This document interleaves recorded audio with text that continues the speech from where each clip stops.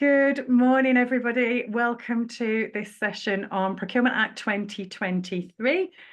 We've got lots of people signed up to the session today, so we will just give it a few minutes a few seconds actually, for people to join. And while we're doing that, I will just run through some quick housekeeping stuff. So my name is Gillian Askew. I'm one of 3 co-founders and directors of Go for Growth. We're an organisation focused on supporting small to medium enterprises, especially in the marketplace, who aspire to start out or grow in the public sector. And I'm one of your hosts for this morning's session. I'm joined by my colleague Lauren, also from Go for Growth. So morning, Lauren, thank you for joining us. Morning. As always, we are on Zoom, so the session is being recorded. You might have heard recording had started. A copy of the slide deck from today and the recording will be sent out to you, and we'll get it out to you by close of business tomorrow. So you'll have that sometime before 5 p.m.-ish tomorrow. As always on Zoom, we've got a chat functionality and a Q&A functionality. Both are enabled today for everybody to use. If you would like to use the chat functionality to say hello, introduce yourself and where you're from, please do feel free to. You don't have to. It's optional, completely optional. If you have got questions as we go, if you could use the Q&A functionality, although we will keep an eye on both, if you could use Q&A for questions, that would be super helpful for us. And Lauren will keep an eye on questions. We have got some time set aside for Q&A at the end, but we've also got an awful lot to cover in the 45-minute session today. So feel free to post questions as you have them. We'll either take them as they come or we'll try and take them at the end. In the unlikely event that we don't have any time for questions at all today, or if we don't get through all of the questions, we will take them up and answer them with the slide deck coming out as much as we possibly can. You will have had an email earlier this week also from Go for Growth, just trying to cover what we'll run through in today's session. And on that email, you'll have had our pre-event survey, which goes out before every webinar for Go for Growth. And that's really to give an opportunity, especially if you can't make it, to table any questions that you might have. So we did have one question on the light touch regime and the flexibilities that can be utilised through there and how that might change. Unfortunately, we're not going to be able to cover LTR, the light touch regime, in today's webinar, but we can have a look at that as a separate entity. So if that was your question and you're on the webinar today, apologies that we can't get to it, but we will try and get to it as a separate thing.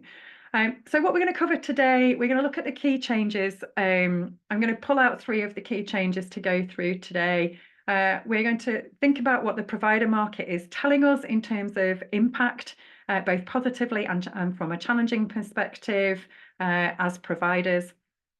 We'll also just reference what procurers have been telling us over the last couple of years around accessibility and working with SMEs specifically.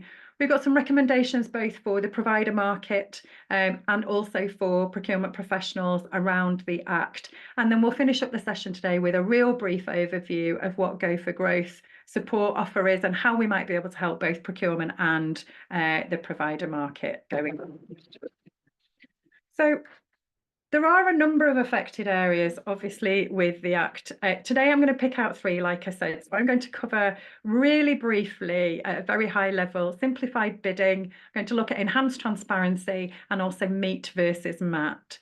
So we have run another webinar earlier this year on supplier performance and contract management. Specifically, we did that with YPO, and we'll send a link to that when we send out the slide deck and recording of this webinar. We also ran a procurement reform webinar back in January, again with YPO, where we went into all of the elements that you can see on the screen in more detail. So we're only going to cover 3 today, but if you want to understand all of them in a bit more detail, you can have a look at that video. We'll send that link as well.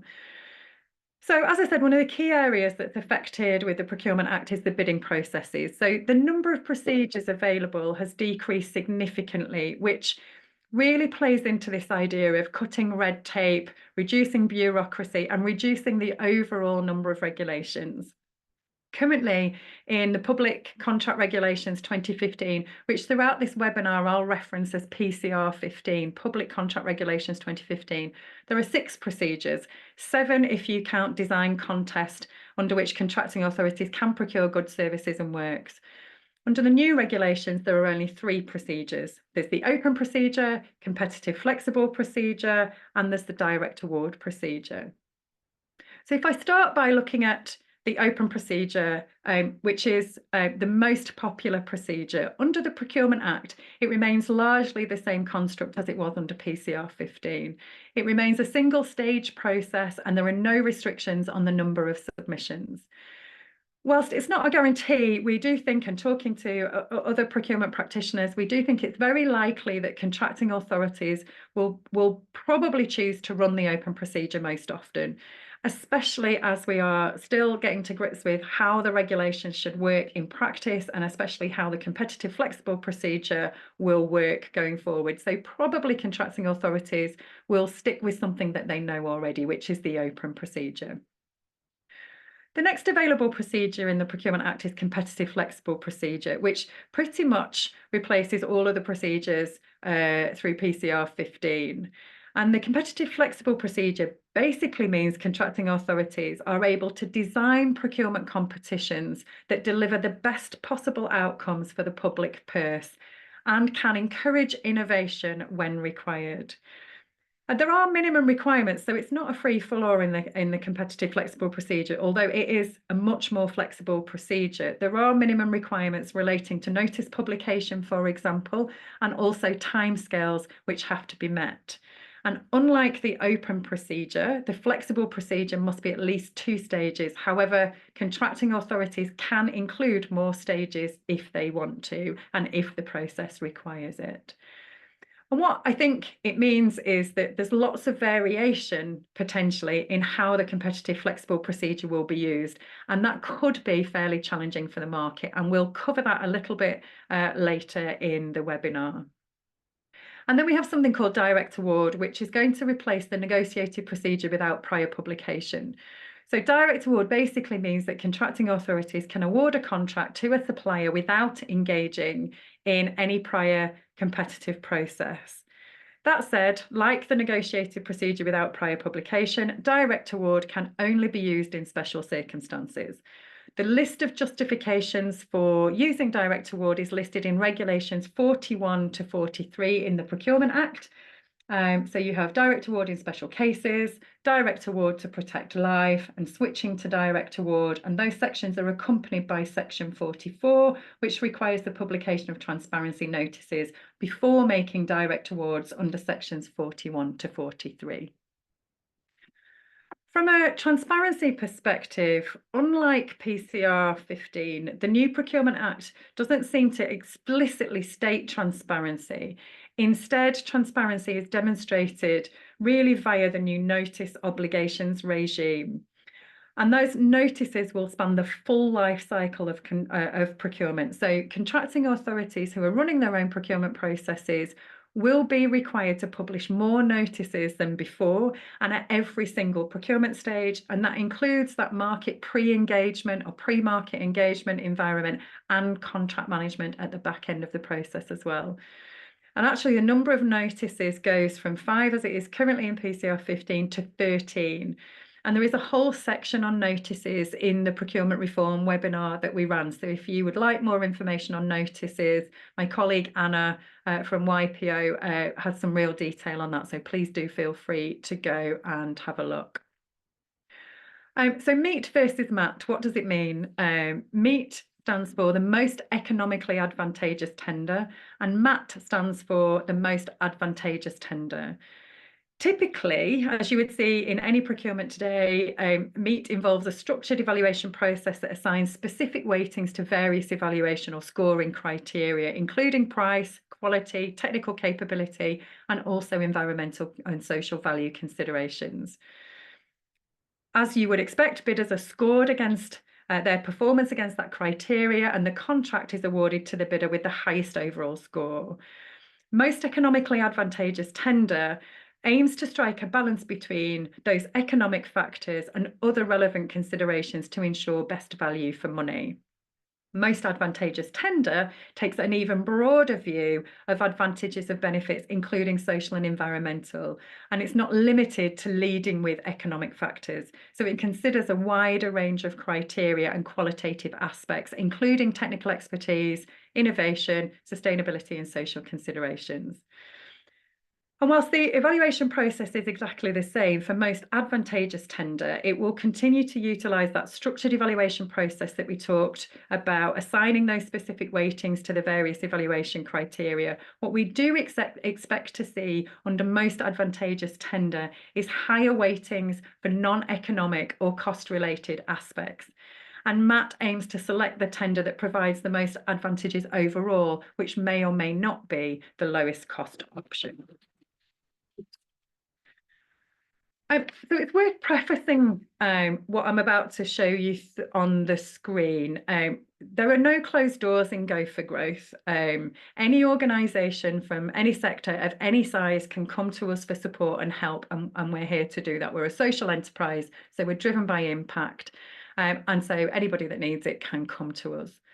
Unsurprisingly, though, we're helping micro, sole traders, small businesses the most.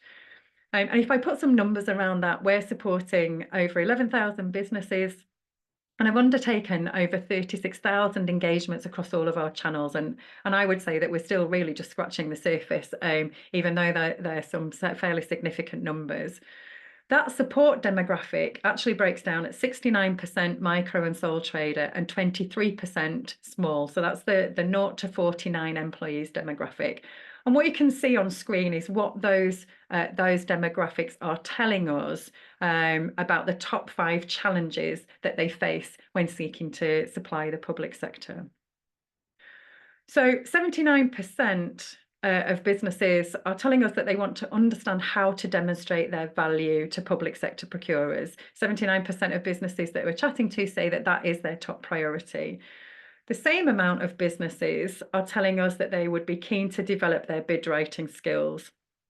And that's a real concern for suppliers, the bid space, if you like, the competitive space.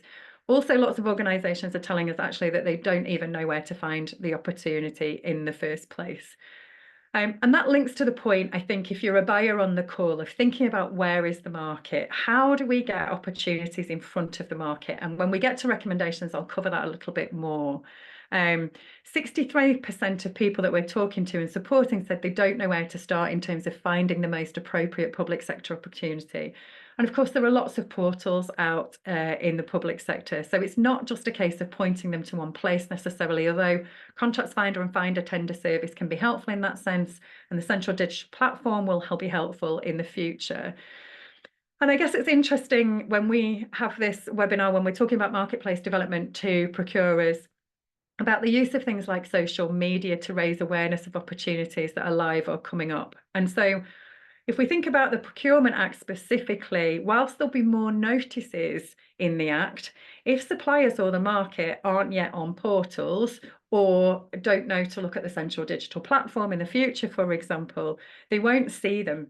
So we do have a responsibility in public sector to raise awareness and to think about our signposting to opportunities to help guide the marketplace to the places where they can find out about those opportunities and then support them throughout.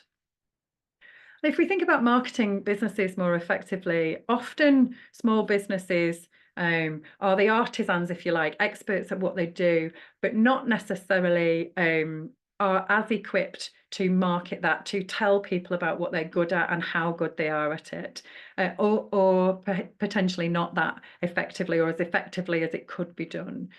The manifestation of that in a competitive space is that it might mean that smaller businesses don't necessarily have in their toolkit the things that they need, like case studies, for example, or ready references for bids and tenders, for example.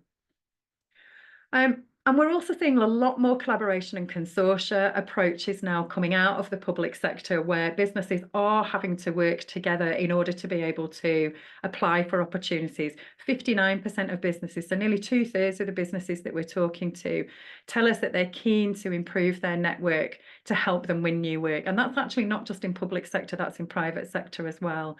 But that's no easy task, actually. So we do a lot of work with the University of Cardiff, one of their professors, the Reader of Procurement, Dr. Jane Lynch, on the area of collaboration.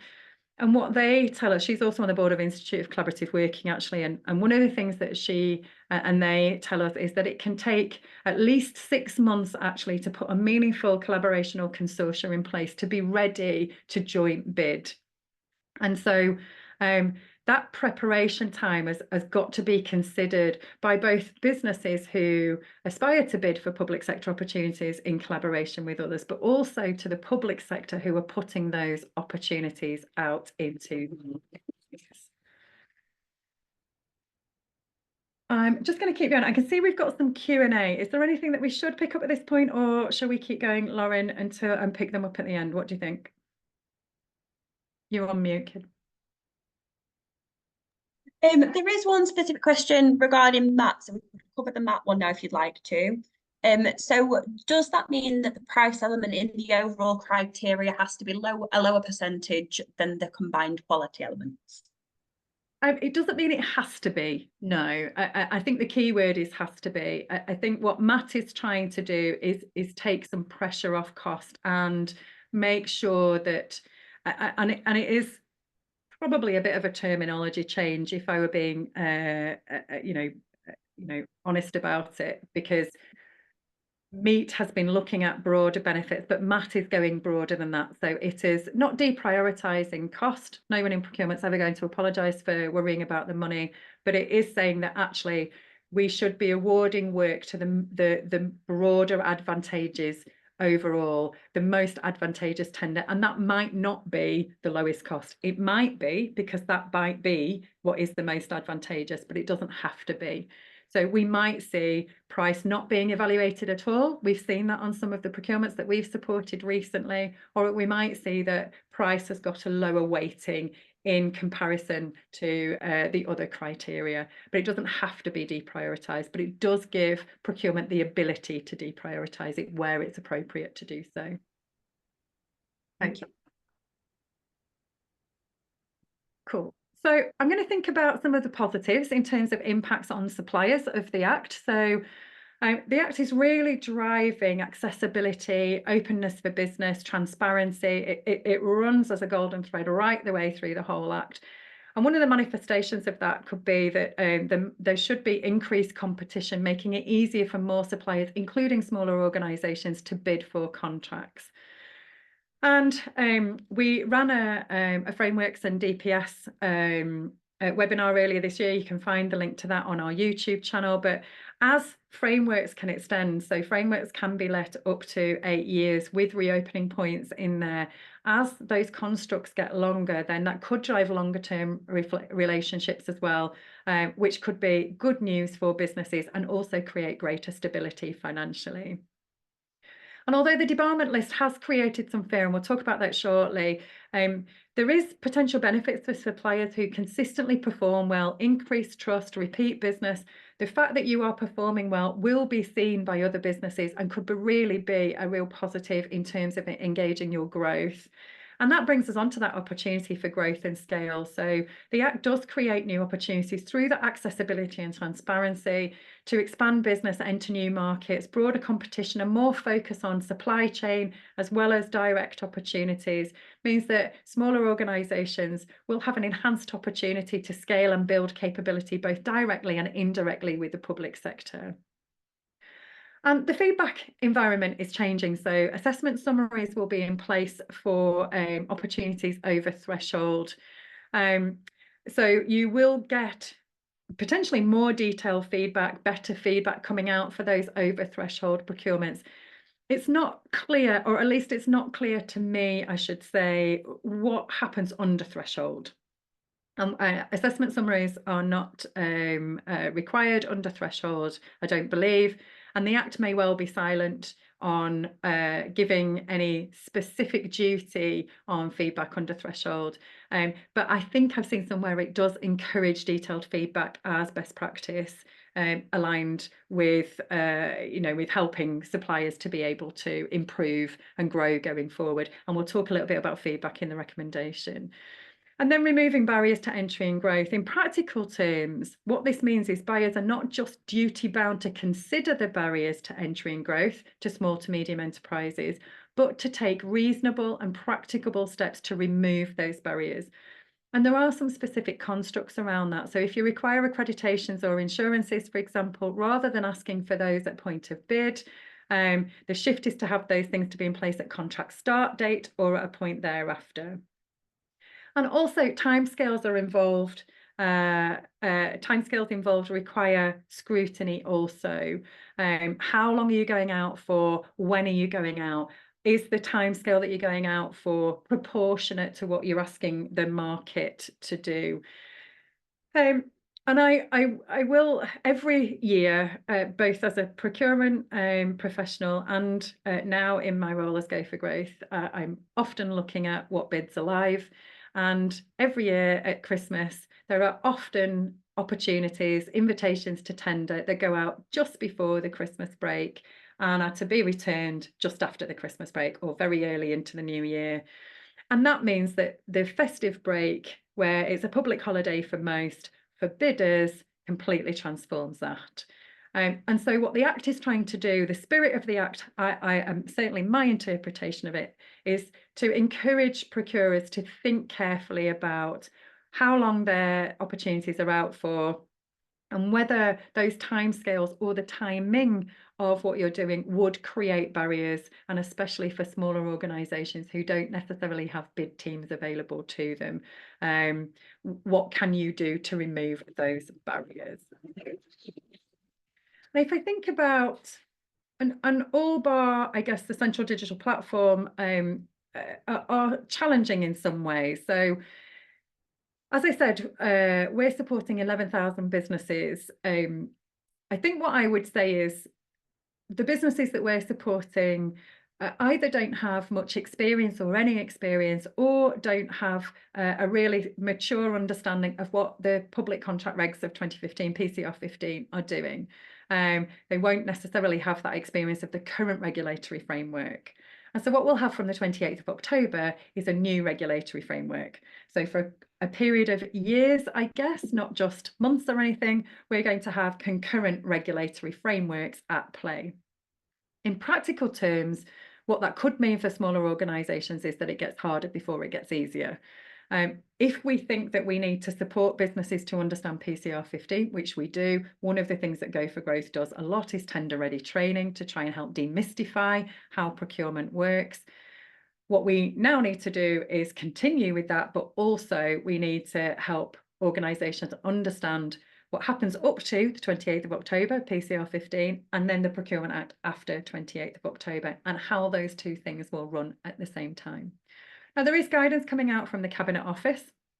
One of the things that Go for Growth is doing is trying to distill that guidance into shorter bursts through webinars like this and the ones that we've done previously with YPO, but also through things like TikTok videos and lots of different resources and mechanisms. We have got a SME guide to the Procurement Act 2023, which if you're registered for our membership resources on our website, you can get that. All of our resources on our website are free of charge. So please do feel free, if you go to our website, go up to the top right, membership resources, you can get that guide there, have a download, it's for you to use. And also if you're in procurement and that guide would be useful, please, you can do the same. You can go to the same place on the website and get it.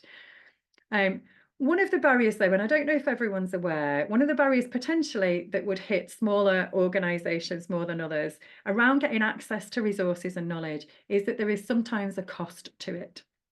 So not always, but there is sometimes a charge.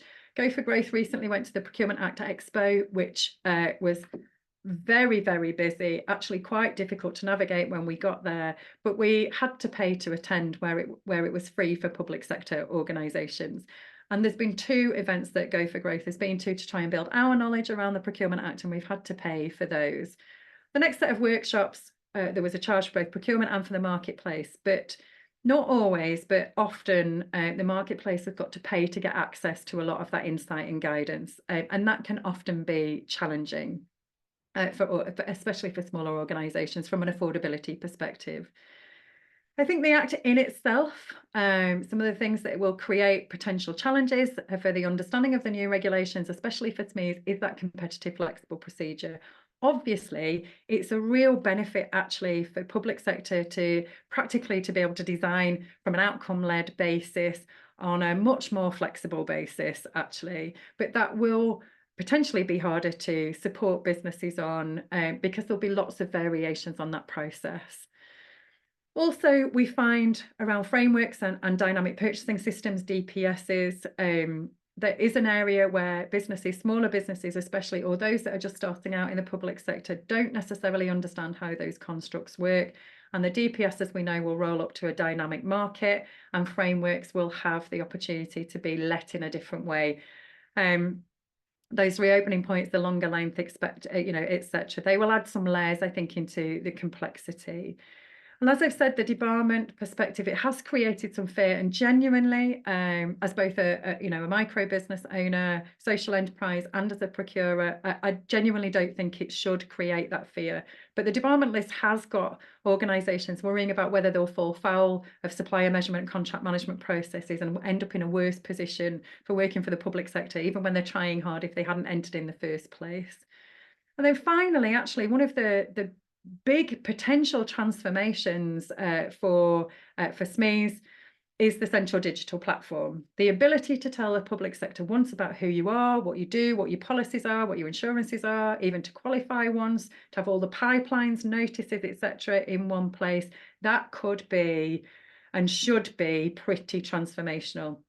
So hopefully it won't take long to get to its full potential.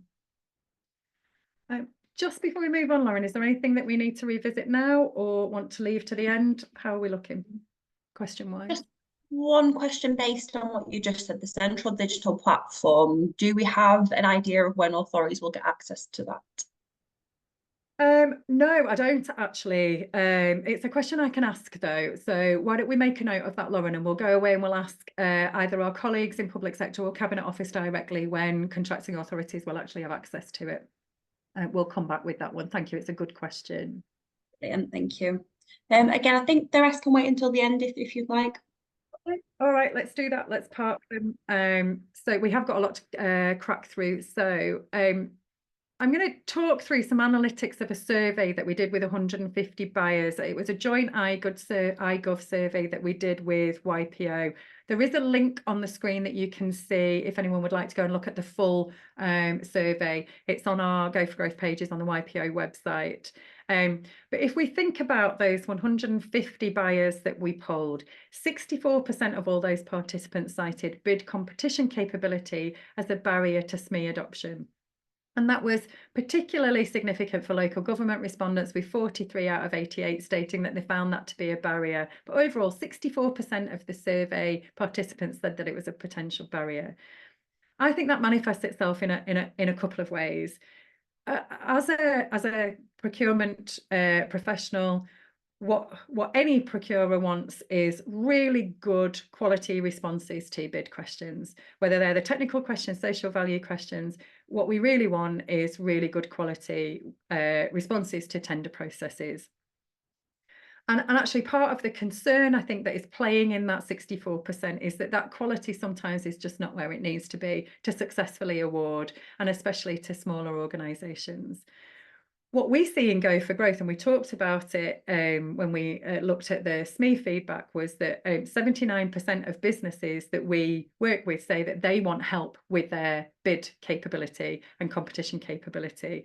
So businesses and suppliers agree that this is a barrier. Buyers and suppliers, sorry, agree that this is a barrier. And there is a real tangible effect of that, I think, that we see. It can manifest itself in organisations potentially walking away before they submit a bid. In one particular case, actually, that I'll quickly tell you, it triggered a lot of research and analysis by Go for Growth, looking at the expressions of interest versus bid submissions. One organisation, a local authority it was in this case, had 100 expressions of interest on one bid, but on one opportunity, but only one bid submission. We surveyed those, that didn't choose to put a bid forward. Respondents told us typically things like they didn't think they had the time or the skills or the resources to actually put the bid in. They felt that they had the time, the skills and the resources to deliver what was required, but the bid competition process in and of itself was the barrier. So what we see is the provider market and the procurement community agree that more support is needed for the bid skills space in order to be able to increase the volume and quality of bid submissions from SMEs. And that, of course, as we've just said, will potentially become more challenging under the Act, depending on how much the competitive flexible procedure will be utilised going forward. It will become harder, I guess, to support businesses in detail on a process that can vary as much as it can. It is a space that Go for Growth will focus on over coming months and years as the Act becomes live and as we see what the direction of travel is in the public sector space. But we also talked to those buyers. We asked them what they thought would be the greatest impact on their procurement strategy over the next coming period, so 2 to 3 years potentially. And 71% of respondents said sustainability in the green agenda. That was going to be the single biggest impact on their procurement strategy. And if we think about what that actually means, so we think about social value, sustainability, the green agenda, certainly in terms of social value, working with SMEs is really important. It's a core element of being able to deliver that sustained local economic regeneration to drive sustainable business for UK PLC. And actually, it's the same with the green agenda. If we think about that just in terms of carbon reduction, it's much broader than carbon, obviously. But if we just think about that in relation to carbon reduction, 99.3, I think it is, % of all businesses are classified as small in the UK. Actually, we're going to need the supply chain to be able to deliver on these agenda. Otherwise, it just won't happen. We have to be more accessible to SMEs if we're going to deliver or achieve our social and environmental aims going forward, no question. And then, of course, unsurprisingly, in the public sector, 63% of respondents said that the new procurement regs were going to have a huge impact on procurement strategy, less so than the sustainability and the green agenda. But we're just seeing, I think, and webinars like this, we're just starting to see practically those regulations and how people are preparing for them and how they might come to life. So recommendations for providers. What can you do to get prepared? There are lots of these things going on at the minute, lots of webinars, lots of stuff and things, lots of lawyers doing really great presentations. If you have the time, try and register for as many as you can. You won't necessarily need to attend them all. Usually the slide decks and recordings like today will come out afterwards, so you shouldn't miss out even if you can't get there. Not all do, so it is worth checking in advance if you'll get that readout after. I'm going to talk a little bit shortly, really briefly, about something called the Public Sector Supply Ready Accreditation that Go for Growth hosts. It's a free tool that can really help you prepare early for competitions. But our advice is, in whatever way you do it, do as much as you can outside of the competition space to prepare, and we're here to help in any way that we can. Investing in your bid process knowledge and skills. Actually, a nuance to that right now in the Act will be about getting to know the competitive flexible procedure in more detail. I said there are minimum timescales in there. There are, but they change depending on how the process is being used. So it could be 25 days, for example, unless there's considered a state of emergency, then it's 10 days. However, if the tender is submitted electronically, but the documents are not provided all at the same time, the different stages are being used and documents are not being provided right at the beginning, that minimum time period could be 30 days. Or if you're using a condition of participation stage, for example, and then you're only taking pre-selected suppliers through to submit a tender, then that minimum time scale could be 10 days. Obviously, I've said procurement people are encouraged to really sense check those timescales to make sure they're proportionate, but they do differ in that competitive flexible procedure. So the more you can know about that, the better equipped you'll be. And understanding what you're doing on social value and environmental stuff is crucial. The Act is really driving at sustainable procurement. So the ability to create social and environmental impact can be both bid winning, but also bid losing, with weightings as high as 20% in some bids. We've got detailed training on social value in Go for Growth for both procurement professionals and commissioning teams, and also businesses. So if anybody would like to chat more with Go for Growth about that training outside of this, please do give me a shout after. And the process in procurement, finally, some would say, is becoming more digital. We're still way behind other sectors, but your digital skill set as a bidder is becoming increasingly important, and also as a provider once you have been successful in your bid. You might be joining this webinar, for example, or watching it back on your smartphone or tablet. Typically, you can't write or upload a bid using those kinds of devices. You will need a computer. And Lauren and I have both supported suppliers who have been in libraries because that's the only way they have access to a computer. So I'm not saying actually that we should all run out and make a huge investment into our IT infrastructure. That's not necessarily needed, but you will need a plan of how you will actually physically manage to write and upload your bid. And again, we've talked about opportunities. They're not often on social media at the minute. They are more often than not just on Contracts Finder, Finder Tender and the portals. We do hope it's an area public sector will consider more going forward.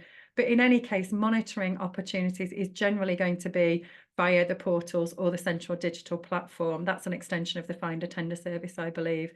And you can set up alerts in there, but they're not foolproof. So regular monitoring is useful. And I'll quickly cover the knowledge drops. So there are knowledge drops from the Cabinet Office. There's two types of knowledge drops, part 1, part 2, part 3. You can see on the screen, they're live links. So when the slides come out, they'll link you straight through to the knowledge drops. You can see on the screen one example, it's 15 minutes long. They are aiming to try and get you some information on what's happening with the Act and the changes that are coming and how to prepare for it. One of the things Go for Growth is doing is to watch those knowledge drops and to summarise the content. So if you want to keep an eye on our social media platforms, please do feel free to. The summary versions are on our TikTok channel. We'll provide a link to that TikTok channel in the presentation. And we've also recently summarised the guidance documents that came out. There are 11 of them. So we'll be publishing those shortly on our socials as well. And they'll be useful for both providers and recommendations for public sector. I'm just going to pick out a few actually. So generally speaking, and this is true in PCR 15 as much as it will be in Procurement Act 2023, the more you talk to the market, the better equipped you'll be with the knowledge of what the market has to offer and how you build that into your specification and your procurement processes. But also you are helping to develop that market and prepare that market for those opportunities and for future opportunities. The providers that we talk to always tell us that more is more. And actually, where the competitive flexible procedure is concerned, you might not know yet how you're going to use it, and that might evolve over time. But the more transparent you can be about how you will utilise the competitive flexible procedure, what stages you will include, will be so helpful to the marketplace, especially to those smaller organisations and voluntary sector organisations. And there is an ask from the marketplace to please tell us what your opportunities are that are coming up through your pipelines. The National Procurement Policy Statement has some fairly concrete guidelines on that, but actually it does sit at above 2 million according to the National Procurement Policy Statement. And small to medium enterprises are typically not active at that level. So you're probably looking below 250,000, below threshold, even below 100,000 in terms of total contract value where SMEs are most active. But still, those organisations need time to prepare, especially if it's going to be collaborative. As I said, it can take 6 months to set up a decent consortium or partnership in readiness to bid together. And of course, regardless of the size of the opportunity or organisation, if you don't know what's coming, then you're less able to prepare for those opportunities. So the more that you can do in public sector to be transparent about it and upfront, even at those lower values, will be very helpful to the marketplace. One of the things, though, I didn't go through it today, but one of the things in that survey, that iGov survey that we asked was around what the level of spend is to SMEs. We were trying to determine who had baselined and who hadn't. 30% of respondents said they didn't know what they were spending already with small to medium enterprises. So understanding how to do more of that or how to do it better, how to improve that, understanding diversity in your supply chain, that's going to be super difficult if you don't know what you're currently doing. And therefore, defining a target without a baseline it can often be a little bit of an exercise in futility. So we would definitely advise, if you can try and understand what the now looks like, that's going to be super helpful to you as a procurer. And of course, this isn't just about direct engagement. It's also about tier 1 to tier 2, tier 3, etc., and flowing through those desires at local level in a contractual way from tier 1 to lower tiers, setting those expectations and goals as part of the contract. Often tier 1 organisations will do some work locally, but more often than not, they'll work with organisations that they want to work with or have worked with before. And as a private sector organisation, they can do that. So there is an onus and a responsibility on the commissioning organisation at the top of that family tree to make sure that contractually it flows through to local, voluntary sector, not-for-profit and local businesses where appropriate. And of course, as we all know in public procurement, disaggregation to get around the threshold is unlawful, but compliantly breaking down larger contracts into smaller contracts or even lots can be really useful for small to medium enterprises. I'm just going to quickly check Q&A. We've got 5 minutes left before I go on to the support offer. Lauren, is there anything we should pick up at this point? You're on mute again. Every time. And we do have a number of questions in if you want to cover some of them now. Right, let me, I'm going to really quickly, I'm going to take 2 minutes just to cover the Go for Growth support offer, and then we'll pick up questions if that's all right. So if you are a provider on the call, we can help you in lots of ways.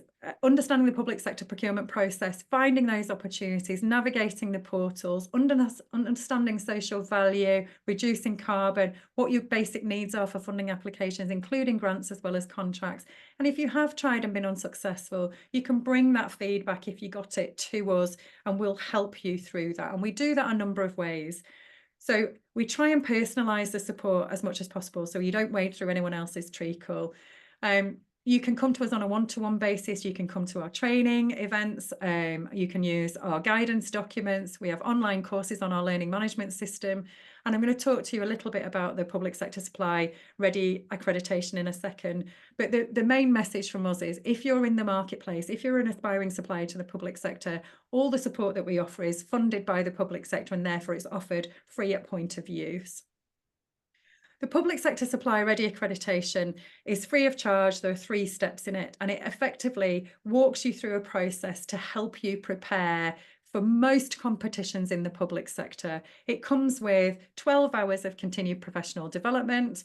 It comes with a certification that lasts for a year, and there's lots of embedded help and resources to support you if you do find that you've got gaps in that toolkit that you're trying to put together. So it also takes you through the standard selection questionnaire and really helps you understand the basics that's involved in a public procurement process. So it can be a really useful place to start.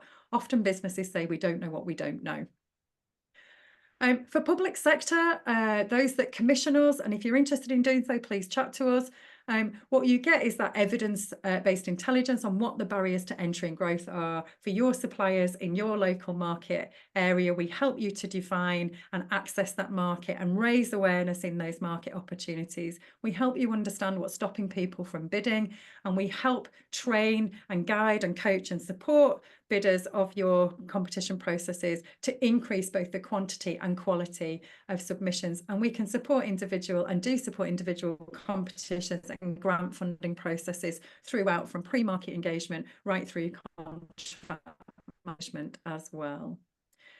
And the last couple of slides are really just about our contact details, so I won't whip through those. If you are interested in the accreditation, it's this URL here that I'm pointing to, the pssr.net-positive.org. If you want to have a look at that, please do feel free. That could be useful to you, even if you're a public sector organisation, if you're looking to bid as well. We have lots of organisations that use it for that.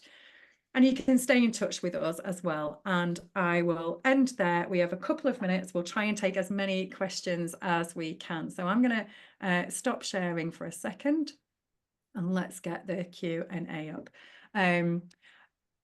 So will a recording of this call be provided in a location that's accessible for MOD accounts?